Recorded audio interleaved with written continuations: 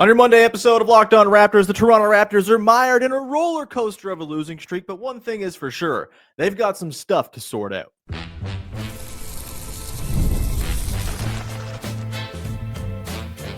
You are Locked On Raptors, your daily Toronto Raptors podcast, part of the Locked On Podcast Network, your team every day. Hey, what's going on? And welcome to another episode of Locked On Raptors, part of the Locked On Podcast Network, your team every day. It is Monday, December the 8th, and I'm your host, Sean Woodley. I've been covering the Toronto Raptors now for 12 seasons on various platforms. You can find all my work over on Blue Sky. You can find the show on Instagram. You can join us in the Locked On Raptors Discord server. Link in the description of the podcast. 100% free to join. Come spiral over there. It's tons of fun. Also, other ways you can engage with and support the show have been announced today that I'm going to get into a little bit later on the episode. So stay tuned for that, for some more fun ways to engage and more Discord access. Yeah, we'll get to that a little bit later on. But first, today's show is brought to you by our friends at FanDuel. Right now, if you want to be right in the middle of the action this season, visit FanDuel.com and place your NFL live bets all season long. We're off and running here on a Monday edition of the show. Missed Friday's show. Thank you for the patience, everybody. My son was very sick, and he's fine now. He's good. He's on the mend, but just did not have the bandwidth or space to do a show Friday, which is a bummer because the game against the Lakers on Friday was a ton of fun. We'll weave coverage of that game into today's show, though, as the last three games, the Lakers game, the Hornets game, and the Celtics game, all losses for the Raptors, all very different types of losses for the Raptors. We'll get into the sort of through lines of these games, the roller coaster nature of these games, and why, yeah, there's plenty of stuff that the Raptors got to iron out for sure.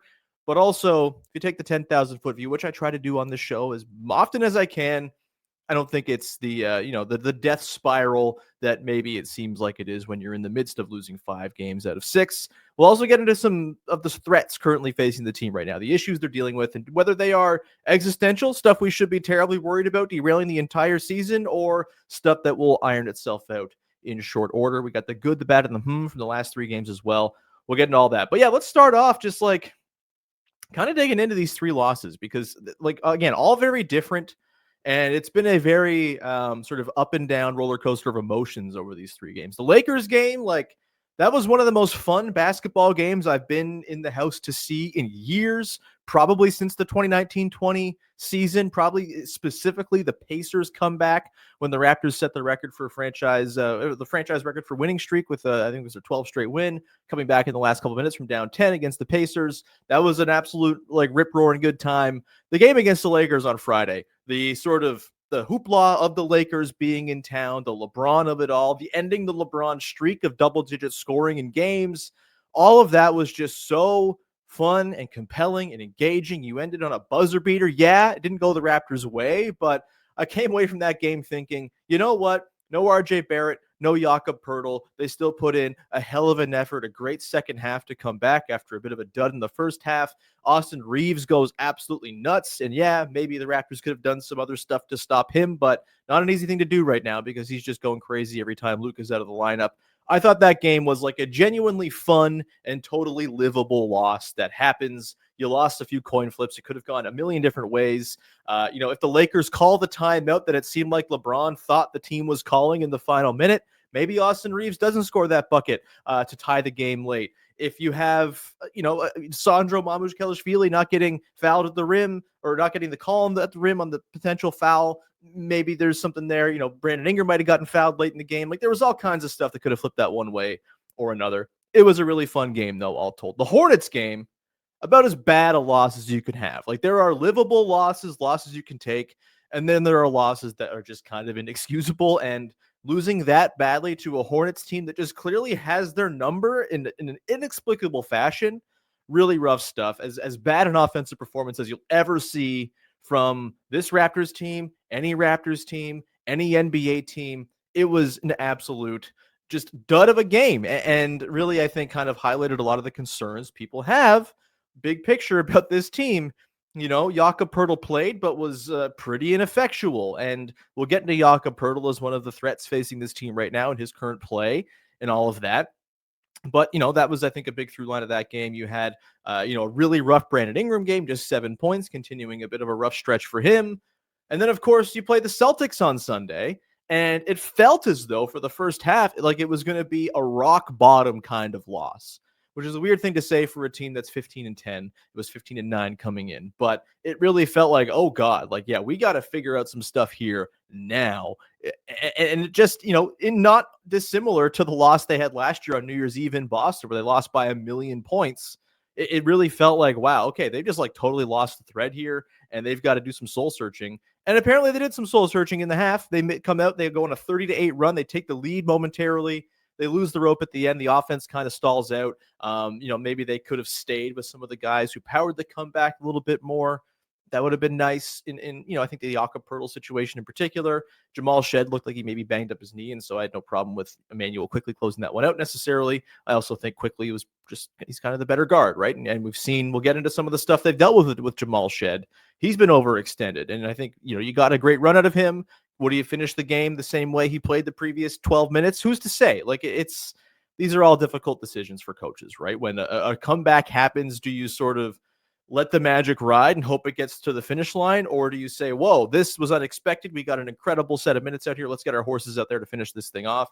I usually go with the latter option there as far as philosophy goes, but maybe there was some different buttons and cranks could have been pressed and pulled by Darko in that game. I don't know. All is to say, like, it's been a rough few games. Obviously, they've lost 5 of 6 now. They're 15-10. The 14-5 start feels pretty distant. The conference is incredibly bunched up. I think they're 4th right now in the conference. The Celtics are on a run. The Magic have been quite good, although Franz Wagner got hurt, and so we'll see what that means. I don't think we've gotten an update today on his status, but didn't look good. The Knicks are figuring things out. The Pistons still aren't going anywhere. There are teams that are, and again, it's a very sort of fluid conference. The Heat had a great stretch, and they've been kind of cool of late, have some bad losses in there. The Hawks have lost, I think they're 5-5 in their last 10 games. The Cavs are 4-6 in their last 10 games. I said it at the start of the year, and I continue to maintain this. All these teams are going to have stretches where they look amazing, and then they're going to have stretches where they fall back to earth. The Raptors are in the middle of falling back to earth right now after an amazing stretch. And I think it's going to turn around. But again, there's some stuff that they just have got to figure out. And look, sometimes you just suck, and you have these stretches where things feel like the sky is falling. And this is just life over the course of 82 games. There's a lot of stuff going wrong with the team right now. That does not mean it's just going to keep on happening like this. And I think we run into this thing sometimes where we assume that because something is happening right now, it's just going to keep on happening. We saw it at the start of the year, right? Emmanuel Quickly was missing his threes. Oh, he's trashed. That contract's an albatross. Quickly's been like wildly efficient ever since. He's like a 60% true shooting guy who's doing, I think, his best guard play work of his career, up and down. Sure, wasn't awesome against the Celtics, wasn't awesome against the Lakers, was damn good against the Hornets. Did it matter? No, they lost still by 1,000,000 points. But I think, we saw this with Jakob Poeltl in the first few games as well, right? Poeltl, oh no, he's out, he's hurt, he's going to be broken forever. We assume because the guy's injured now that he's just going to be injured for the rest of time. If we applied that logic to, say, Brandon Ingram, he would have been an absolute do not trade for guy last year. But things change, circumstances alter. Guys get healthy and start to feel better after being hurt. And I know it's concerning that Poeltl is hurt in year 1 of a long contract, but because he's hurt now does not mean he's just going to stay hurt for the rest of the next 4 or 5 years that he's on the team. We saw this with Scottie Barnes in the preseason. Oh, he's terrible. He's awful. This is an albatross contract too. He's not worth the max. And look, Scottie Barnes has been an all-star, borderline all-NBA player. He's been their best player this season, night in, night out. He's been fantastic. Like, these things change on a dime. All it takes is one game to kind of shift the tide, shift the narrative. And I think all told, if I told you on October the 1st that the Raptors were going to be 15-10 with the 10th best offense and the 7th best defense in the league going into a home quarterfinal date in the NBA Cup on December the 9th, you'd have signed up for that 1,000 times out of 1,000. That would have been an awesome outcome for the first part of the year. I think it's been hard to process because the first 5 games were so bad, then the next 15 games were so good, and then the last 6 games have been so bad. It's been hard to kind of figure out exactly what this team's middle is. But I certainly know the middle of this team is higher than what we've seen over the last 6 games, over the last 3 games. And I think It'd be one thing if they hadn't already told on themselves that they can, in fact, play some damn good basketball, but they can. Like, independent of the schedule stuff, for more or less a month of the entire schedule, a schedule that's a month and a half long, the Raptors were excellent. The process was there. It's stuff that would have held up against better teams if they were playing better teams. They know they have a higher watermark than this. And I think everyone knows they can hit it. I think Darko Rajakovic is not going to let things keep on sliding. I think he's going to be open to benching guys, trying new guys out.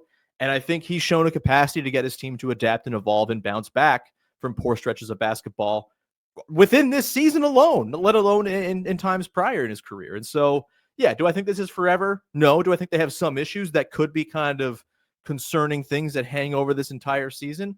Sure. We'll get into that. What's existential? What's going to clean itself up pretty soon? Coming up in just 1 second. Today's show is brought to you by Robinhood. Nobody knows your money goals better than you. Robinhood puts you in control of your money with tools that work as hard as you do. Locking in on every opening, beating your PR, beating it again. Channel that drive into your money. Robinhood puts you in control of your money. Trade stocks and ETFs, options, futures, and crypto all on one platform. You can now build and execute your own trades from a desktop with Robinhood Legends advanced tools, or take advantage of the new Robinhood strategies with a tailored portfolio managed by a team of experts. You expect more from yourself, expect more from your money. Get started today at robinhood.com/yourmoney. Again, that's robinhood.com/yourmoney. Your money, your move. Today's show is also brought to you by Doer. And look, man, I love jeans. They're like the only thing I wear. I wear them in the house when I'm lounging. I wear them outside. I wear them to functions. They're just kind of the pants I've decided these are the pants I wear. And so I'm really thrilled that we have Doer sponsoring the podcast, especially because it's the holidays right now. And I can go and ask my family to say, hey, why don't you buy me some jeans? There's a place that has a promo code. They're in Toronto. They're local. You can go and buy me some jeans from, and it's very much appreciated. That is right. Doer has the jeans that you want, the price you want, with all of the features you want. They are the single most comfortable jeans you're going to wear. They have 5 times the stretch of traditional denim. They are antibacterial, meaning that your jeans stay fresher longer and you can wear them more and wash them less. And again, for the holidays, what a great gift for, the dad in your life, for example. Dads love jeans. I'm a dad. I love jeans. And simply put, Doer makes the most comfortable jeans you're ever going to find without having to sacrifice style. And you can go to their store in Toronto at 44 Ossington Avenue right now for the holidays. Pick up a pair for yourself or as an amazing holiday gift for someone in your life. Mention the promo code LOCKEDONToronto in store to get 15% off your first order, or check them out at duer.ca/LockedOnToronto for 15% off. That's duer.ca/LockedOnToronto. Go get yourself some pants.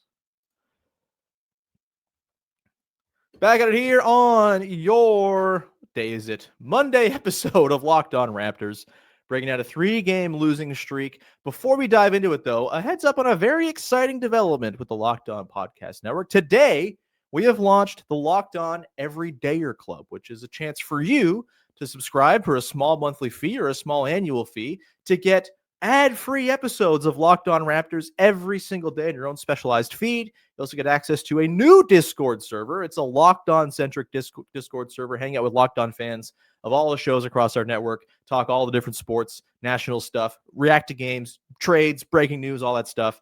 Is really cool. A great little community. If you are yearning for a place to talk about sports that is not Twitter, I think the Locked On Discord is going to be a pretty awesome place for you to do that. You can do it right now. Link in the description of the podcast. We'll be promoting this, of course. It's on the socials and everything too. But $5 a month gets you ad-free Locked On Raptors every single day. $50 a year as well. You get a little discount there. If you want to subscribe, you can also gift a subscription. It's the holiday season. What a fun little idea. So yeah, go check it out. Link in the description of the podcast to take you to the landing page to sign up for the Locked On Raptors Everydayer Club. Thank you in advance for doing it and supporting the show. I've done nearly 2,000 free episodes of this podcast. If you feel like supporting, if you have the means, it's very much appreciated. All right, let's get to it. The sort of existential threats to this Raptors team versus stuff that's going to change in relatively short order, I reckon. There's a handful of things. We'll kind of rapid fire through them here. I think number one, RJ Barrett is a big issue going on. The lack of RJ Barrett is a big issue going on with this team right now. His absence ain't everything. He is not the only reason the team has lost its defensive integrity. Far from it. That's not the thing he brings to the table. I think he's a big reason why the offense is 29th in the league over the last 2 weeks, but it's not everything, right? There's other stuff going on here. We'll get into some of that, but he is a big part of their offensive balance. He is a big part of what makes Brandon Ingram's life a lot easier, right? I think Ingram's struggles can directly be tied to his Duke buddy not being on the team right now. I think obviously Ingram's just kind of going through it in terms of like shooting regression as well. He was hitting everything to start the season, less so of late, although his game against the Celtics was a really nice return to form there. But I think all told, just the process of Ingram's play, the way the half-court offense looks, the way defenses can load up on Ingram is different without RJ Barrett. And I think that's a really big concern. And this is not going to be a forever problem. RJ Barrett is going to be back eventually, perhaps as soon as tomorrow. I think we're getting an update about him later today. Haven't gotten it yet at the time of recording, but there's a real chance that RJ Barrett's back in the mix this week and making things a lot more just sort of copacetic within the Raptors offense. It's not going to be this disjointed mess where there's no balance on the floor.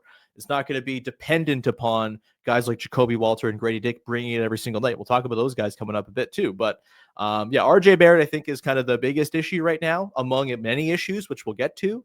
And I think he is like the one you have to feel pretty good about, that it's just not going to last like forever because he's going to be back. And that's what happens. And so, yeah, it's been a big deal not having him in the lineup. I think it's really kind of cemented his importance, certainly as someone like me, who I thought maybe the fit wasn't going to be great coming into the year. Maybe he's the clear odd man out. And it wasn't just me. I think the team telegraphed that was their maybe intention coming into the year too.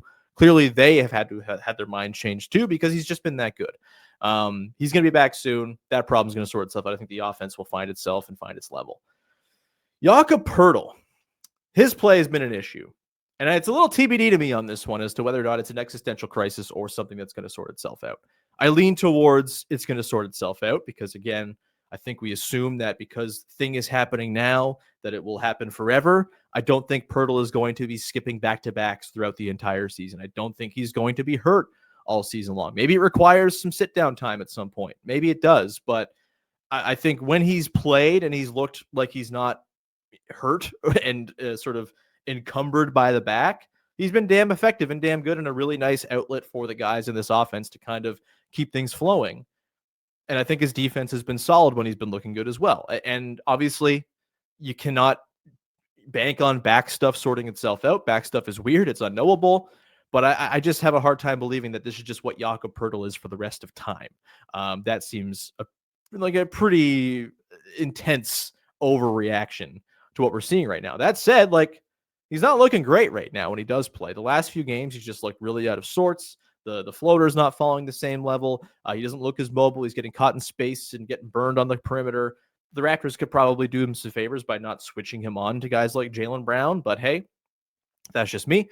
I think if it persists like this, then yeah, this becomes more of an existential problem. And I do think, as someone, I've been pretty reticent to the idea that like, oh, they need to go get a backup center for the 15 to 20 games Jakob Poeltl may or may not sit out this season.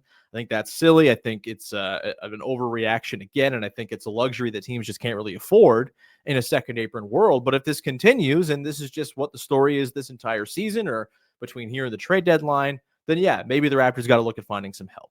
Again, I still think they are more equipped to survive without Jakob Poeltl than they've ever been.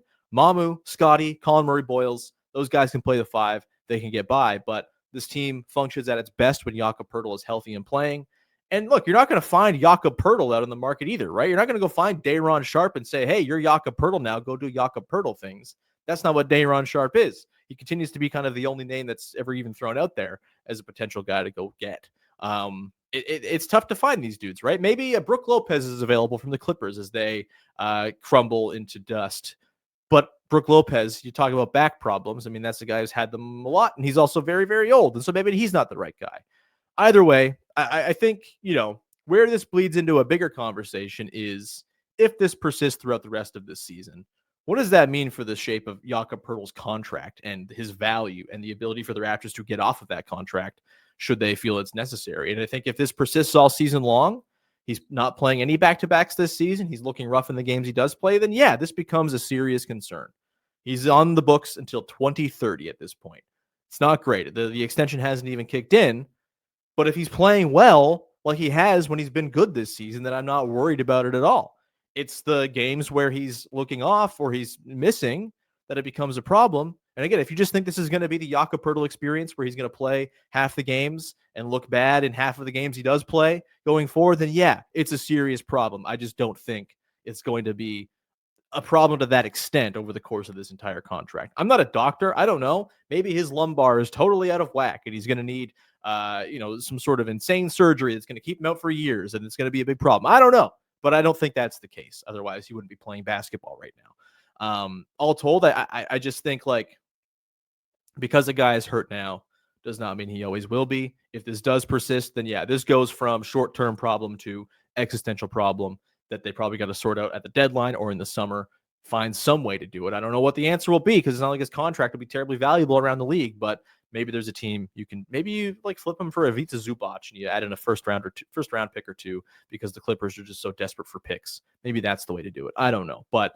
yeah, I think we're not quite there yet. I get why it feels panicky around Poeltl right now, but I still think we're a ways away from this being a full-on existential crisis, though it is a concern.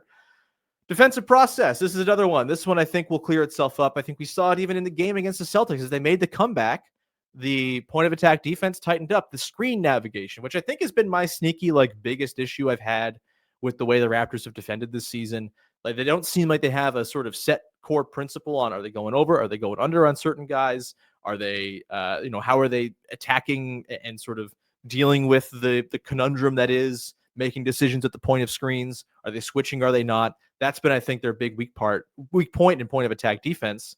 And I think that has bled into the back end rotation stuff, right? They were in constant rotation in the games against the Lakers, the game against the Hornets, last night against the Celtics in the first half, and they just weren't rotating crisply. We've seen it, right? We've seen them do it. We've talked about it. The games against the Cavs and some of these other games where they were really impressive, where the defense was shooting up the charts, the rotations, the connectivity, the unification of everyone on the floor defensively was right there, and that just hasn't been there the last few games. They've shown they have it. Again, they've told on themselves. We know they can do it. And so I think this is a short-term problem as well, but it's a problem they got to sort out because the defense has been as much a problem as the offense of late, if not more. Brandon Ingram. I think there's a chance his playmaking issues could end up being sort of existential for this team, but I do think he's too good of a passer at the end of the day and too good of a shot maker when he's going right for this to be a thing that's going to just undo the entire build of the Toronto Raptors. Is he a perfect player? Absolutely not. But I think we've seen what Brandon Ingram at peak of his powers can do. I wonder if he's running into a bit of a conditioning wall as someone who played 18 games last season and just kind of has to power through. The legs haven't been quite there. It's been a really difficult stretch of schedule just in terms of condensed games. He's played them all, which is awesome, but at some point he's going to have to burst through that conditioning wall.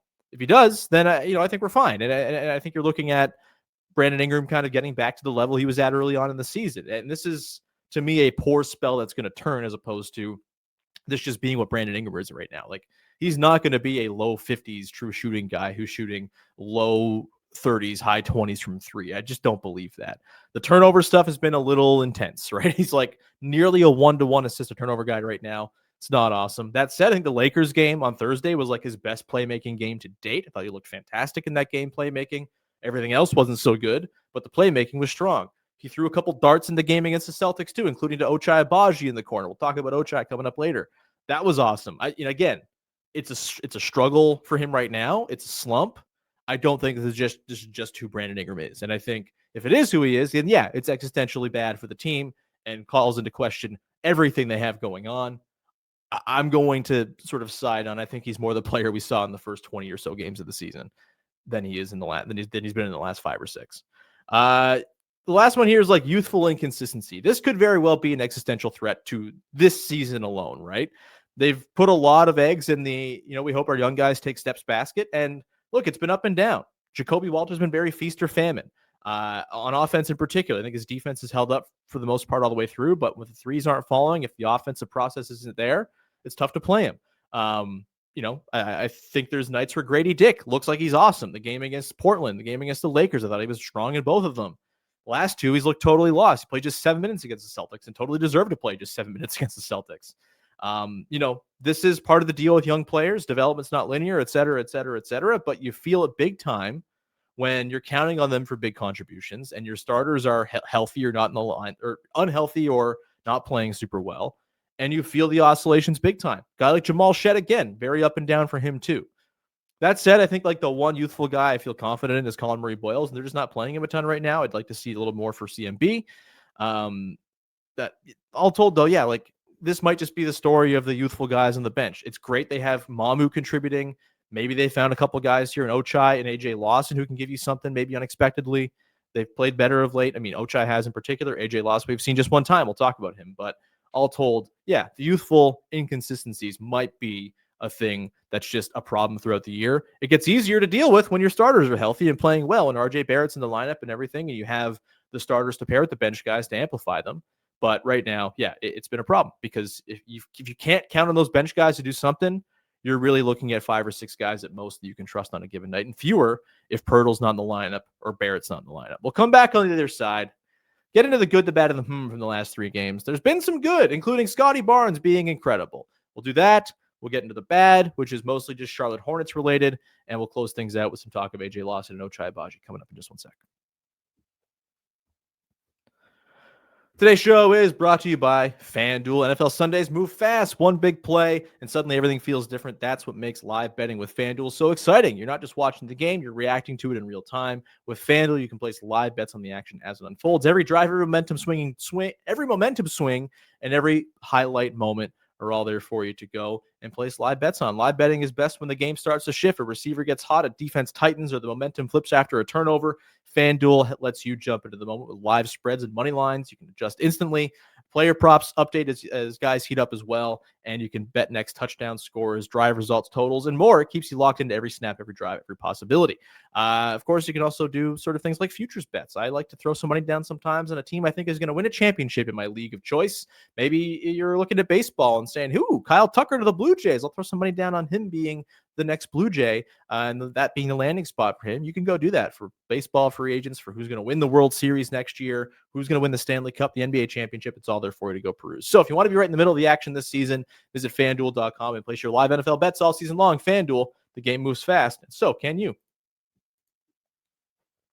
Wrapping things up here on your Monday edition of Locked On Raptors with the good, the bad, and the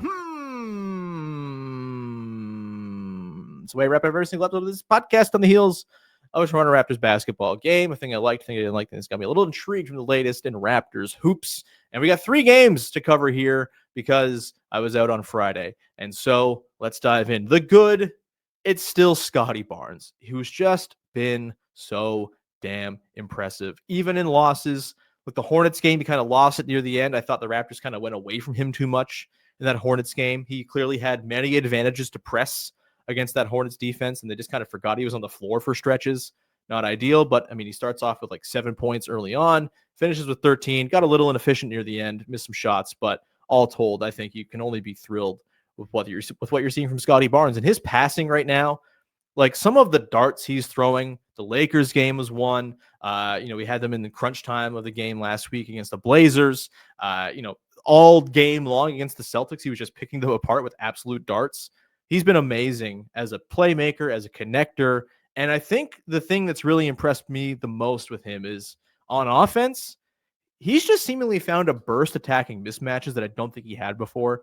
Like he's just cooking guys off the bounce. We saw it in that fourth quarter against the Celtics, where he had, I think, 3 buckets just kind of cooking dudes on the bounce. And it's really impressive. He's hunting the rim.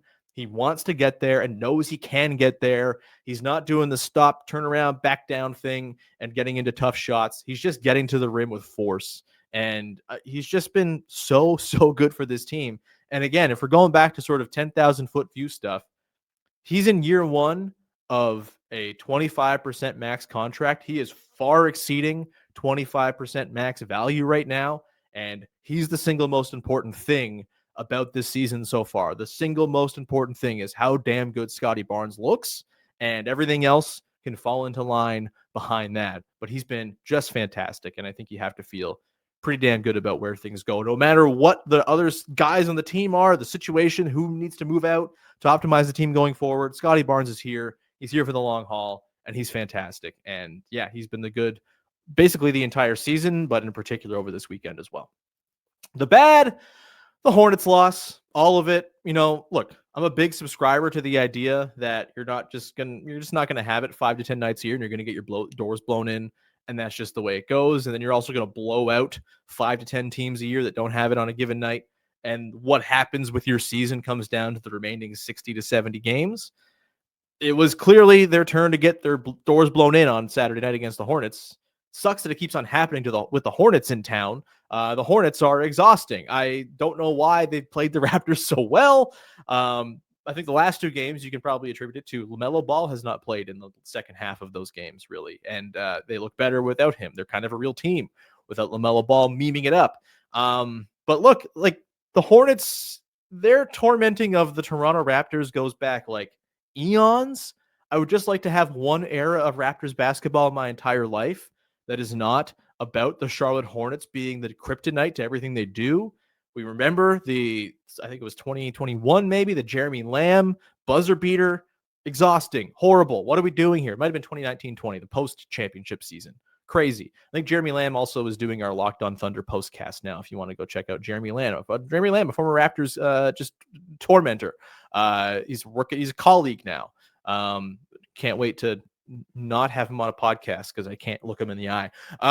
There's the Gerald Henderson years and just like the Kemba Walker stuff. They've just always been a thorn in the side, and they just keep on being a thorn in the side, and it's really exhausting. And hey, good for the Hornets. They have one thing, owning the Toronto Raptors through history. Everything else with Hornets history is grim and sad, but good for them. They have the Raptors GOAT. Get them out of my life. There's still another game against this team in a month on January the 7th. I cannot wait till that game is over. We don't have to see the damn Hornets ever again, at least this season. And maybe they get contracted in the offseason. Wouldn't that be a wonderful thing? For me to close things out, AJ Lawson / Ochai Agbaji doing some stuff in the game against the Celtics. Ochai hit a 3. Uproarious. The bench was going crazy. He's shooting like 8% from 3 this season now. Yay! Steps forward. I actually thought he looked really good defensively in this game. One of their best guys they had on Jaylen Brown, Derek White, etc. And I think his cutting and sort of rim pressure stuff seems to be kind of back to where it was last year. That's really good to see. And AJ Lawson, look, I did kind of dismiss the idea of AJ Lawson being like a player on a real competitive Raptors team just because I've always felt his role is a little bit strange in the NBA. He's very much a guy who can go cook in the G League, but can he do role player stuff in the NBA? He was doing role player stuff yesterday. He was like setting screens and rolling to the basket. Really nice cutting. The 3-point shot seems to have come a long way for him. I think he just brings kind of energy, and also he brings like a lot of athleticism to the table, which is the thing the Raptors kind of need sometimes. I think, he looks a lot stronger and thicker than he did last year too, where I thought he just looked way too wiry to be a successful NBA wing. I'm not saying AJ Lawson's a mainstay and going to be here for the rest of the season and going to get his 2-way converted to a full-time contract, but maybe there's something there. Maybe he's just kind of put the work in and is strong enough physically and athletic enough to kind of hang. And I do think this team, just like you could tell the athletic juice that both Ochai and AJ Lawson were bringing them yesterday. I'm intrigued. Color me intrigued as to whether or not they can kind of be fixtures of the rotation going forward. And this is a great thing, right? Like, it'd be unexpected if these two guys emerge from the morass of 2 guards to be the real reliable bench contributors for this team that they've needed. But hey, wouldn't be the worst thing in the world if it happened. And so, yeah, I think, it's be a lovely little underdog story. AJ Lawson's a great story, a former CBL player for the Guelph Nighthawks. Shout out AJ Lawson. I called his games when he was playing in the CBL. Crazy to see him back in the NBA, playing well. The 905 has been incredible. I definitely owe everyone a 905 episode at some point here. Probably there's been like no days off in the last couple of weeks, no time to do it, but probably the next 2 weeks we'll get 905 report going on because that team is incredible right now. AJ Lawson's been a big part of that. So was Elijah Martin, who played last night too. Maybe he gets some more run. All told though, yeah, just really impressed with AJ Lawson and Ochai Agbaji in that game against the Celtics, and maybe they can build it on it and turn it into something more for a team that kind of needs some bench help up from the wings and the shooting guards in particular. We'll leave it there. Thank you so much for hanging out, for rocking with the show, for being patient through missing Friday's episode. We'll be back again on Tuesday to look at the NBA Cup game on Tuesday night. Looking forward to that. We'll talk about that game on Wednesday. Thursday, we'll have Katie Heindel along as we usually do. Lots of stuff on tap this week. We got Eric Smith coming on the podcast later this week as well. We're going to talk about his book, We the Raptors. Can't wait for that. So yeah, lots of stuff on deck. Appreciate you all very much for hanging out, rocking with the show, supporting as always, and we will talk to you again very soon. Also, Discord, link in the description of the podcast. Also in the description of the podcast, the link to join the Locked On Raptors Everydayer Club. $5 a month, $50 a year gets you ad-free versions of the show and access to a Locked On Discord exclusively for Locked On Everydayer Club members. Very fun stuff. You get bonus content as well, national coverage, season previews, stuff like that, and Locked On Sports Today, our national show. So please go subscribe. We very much appreciate you, and we'll talk to you very soon. Have a lovely rest of your day. Thanks for hanging. Bye-bye. Oh, I'm almost finding it again.